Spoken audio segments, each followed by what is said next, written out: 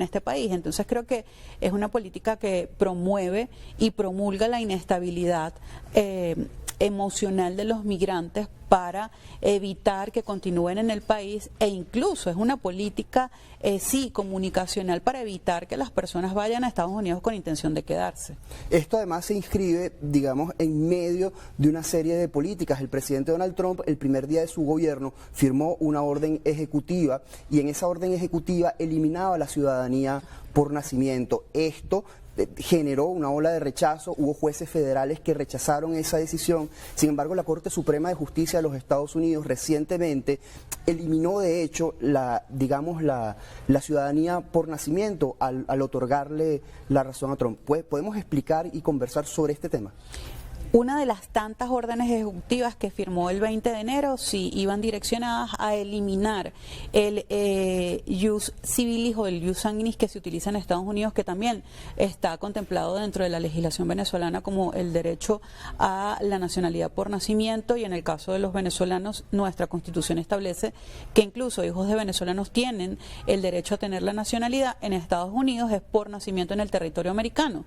Esta orden ejecutiva iba direccionada a eliminar este beneficio. Sin embargo, esto es un derecho constitucional establecido en la enmienda 14ª de la Constitución de los Estados Unidos, y en consecuencia varios jueces federales se opusieron al establecimiento de esta medida, por cuanto para poder denegar la nacionalidad por nacimiento tendrían que hacer una enmienda constitucional. Ahora bien, se pronuncia el Supremo, digamos que en una especie de no prohíbo, le doy la potestad al presidente Trump o a la administración actual que en algún momento elimine esta posibilidad, pero no lo hago por sentado. Entonces, lamentablemente nos toca esperar, como han pasado con todas las órdenes ejecutivas del presidente Trump.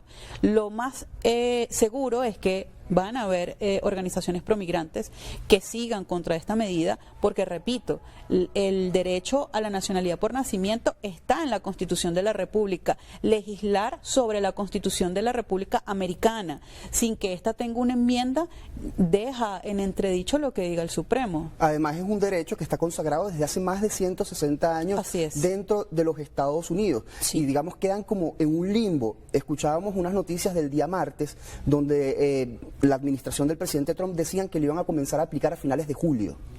Claro, aquí es donde van a actuar seguramente todas las asociaciones promigrantes, porque ¿qué pasa?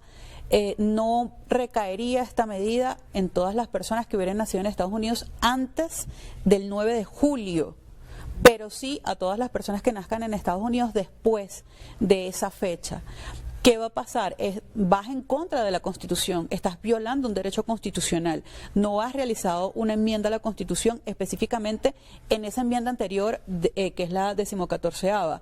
¿Qué sucede ahora o qué va a suceder? Lamentablemente tenemos que esperar al 9 de julio, así como se tuvo que esperar con la restricción parcial, por ejemplo, de los venezolanos para entrar a Estados Unidos, que con los días hemos visto cómo ha sucedido. Bueno, tendríamos que esperar lo mismo. Sin embargo, desde el punto de vista meramente legal, pareciera que hay una contradicción, supone una contradicción el pronunciamiento del Supremo con respecto al derecho a la nacionalidad por nacimiento. Precisamente sobre eso le quería preguntar. Pareciera que algunas órdenes ejecutivas e incluso políticas que se están aplicando son contradictorias, es decir, digamos que no estarían contempladas en la Constitución de los Estados Unidos y en las leyes establecidas en los Estados Unidos. ¿Cómo queda el derecho, el Estado de Derecho en ese caso?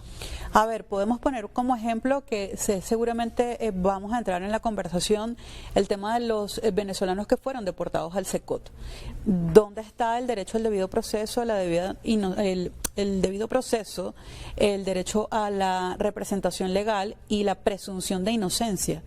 Todavía a la fecha, no sé si tú como periodista habrás visto alguno de los expedientes de estas personas que supuestamente fueron deportadas porque estaban incursos en un expediente criminal, estaba en la comisión de un delito.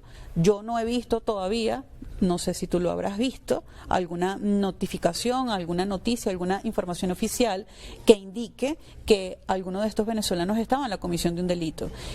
violando claramente el derecho a la debida defensa, el derecho al debido proceso, el libre tránsito y circulación, la separación de familias, la falta de comunicación inclusive de estas personas recluidas con sus representantes legales, no han tenido acceso en muchos casos a abogados que les digan qué pueden hacer.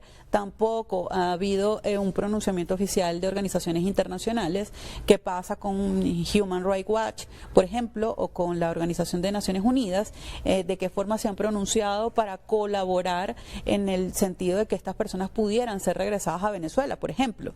O si están en la comisión de un hecho punible, ¿por qué no se les defendió y no se les respetó sus derechos? Estas personas están actualmente en un limbo, no se sabe qué puede ocurrir con ellas, no se sabe, digamos, si hay algún esfuerzo diplomático para tratar de traerlos por lo menos a Venezuela, los que son venezolanos. También quisiera que abordáramos el tema de que hay 18 niños venezolanos dentro de los Estados Unidos, que sus padres fueron deportados, pero los niños quedaron allí porque tienen nacionalidad estadounidense, porque nacieron en los Estados Unidos. Fíjate la contradicción, esto último que acabas de decir.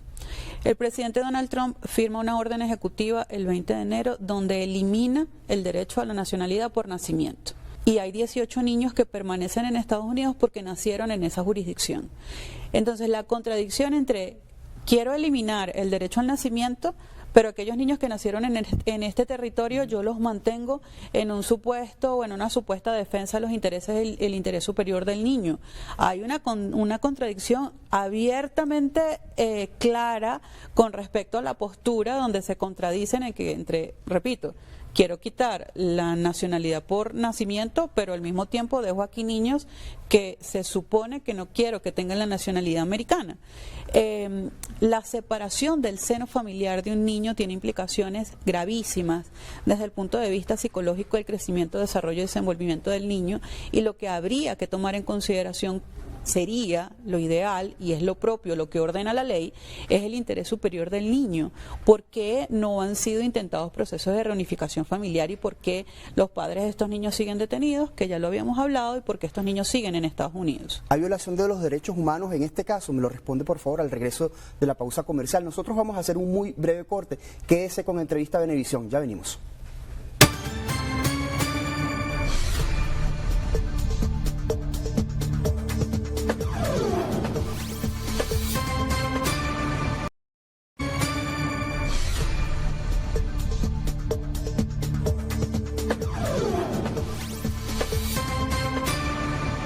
Continuamos con más de Entrevista Venevisión. Estamos conversando con María Montoya. Ella es abogada especialista en migración. Antes de irnos al corte, se nos quedaba una pregunta en el aire, y es que si en el caso de estos 18 niños que permanecen en Estados Unidos, que nacieron en Estados Unidos, pero que sus padres son venezolanos y fueron deportados, ¿hay violación a los derechos humanos?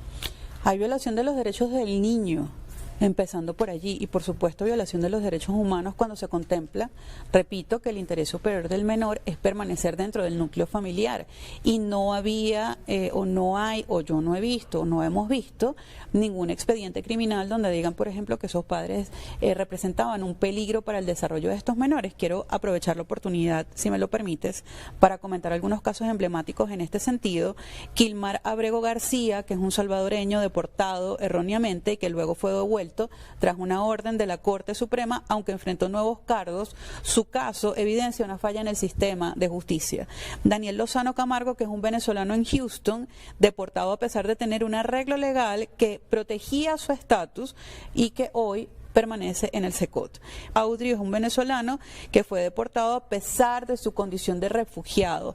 Venezuela, me preguntabas antes si había alguien o algún organismo internacional que hubiera realizado alguna actuación diplomática en pro de la defensa de estos migrantes. Venezuela ha realizado algunas actividades y ha intentado algunos recursos legales para la defensa de estos migrantes y para la defensa de estos niños.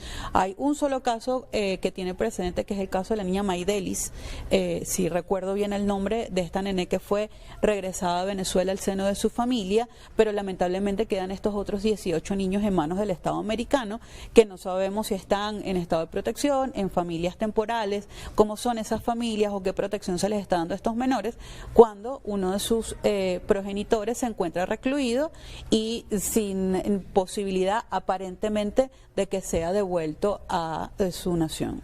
En este mismo marco de políticas restrictivas para la inmigración y para el ingreso a los Estados Unidos, recientemente también se anunció la restricción total de ingreso a personas o ciudadanos de 12 países y la restricción parcial a ciudadanos de 7 países, 19 en total. Entre esos 7, en la restricción parcial se encontraba Venezuela. ¿Cómo se evalúa, cómo se entiende esta medida también? Sigue siendo sin duda una medida coercitiva restrictiva de el gobierno americano, de la administración del presidente Trump en este momento, con respecto a la nacionalidad venezolana y está acercando con su idea del muro que intenta que no entren a Estados Unidos desde todos los puntos de vista y desde todas las posibilidades. Al principio, fíjate que tuvieron que desde la Casa Blanca, tuvo la Casa Blanca que hacer una aclaratoria con respecto a esta medida porque en el momento en que la dictaron no fue del todo coherente o entendible para el público en general. Esta medida era aplicada y que no se iban a emitir más visas a partir de una fecha cierta a aquellos venezolanos que contaran con su visa. Supuestamente esta visa debía permanecer en vigencia, iba a tener el tiempo de vigencia que lo dijera en el estampado de la misma. Sin embargo, debemos recordar, y esto es algo que siempre repito en todas las entrevistas a las que asisto, que las fronteras americanas no están y no estarán abiertas para la migración. En consecuencia, aun cuando yo tenga una visa de turista que me permite entrar a Estados Unidos por turismo, el personal de inmigración que me recibe en la entrada puede denegar mi visa, puede reducir el tiempo de estadía, puede reducir el tiempo de vigencia de mi visa porque tiene la discrecionalidad para hacerlo.